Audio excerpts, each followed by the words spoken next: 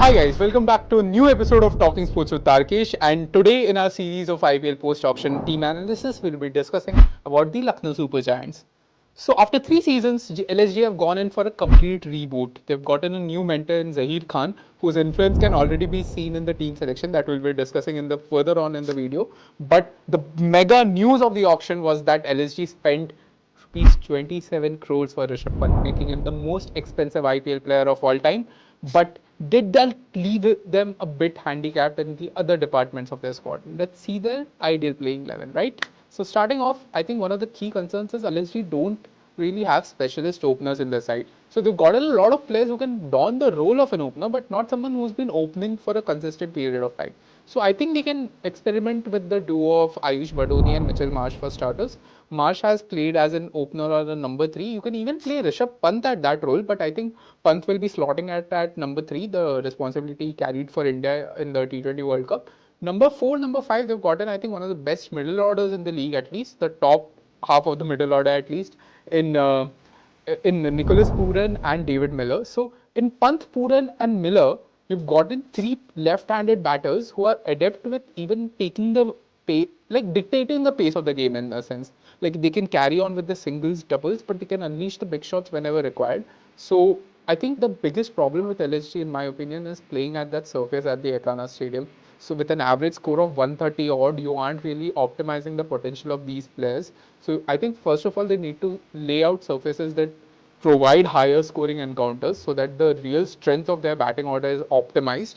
I think they can bring in Aiden Markram as an impact player to just add a bit of variety, right-handedness in the upper half of the middle order, as I said. But in Pooran, Markram, Miller, and Pant, I think the middle order is very much sorted. So even that Marsh hasn't been really himself in the matches leading up to the auction at least. So even if he fails, I think that middle order will carry them through well.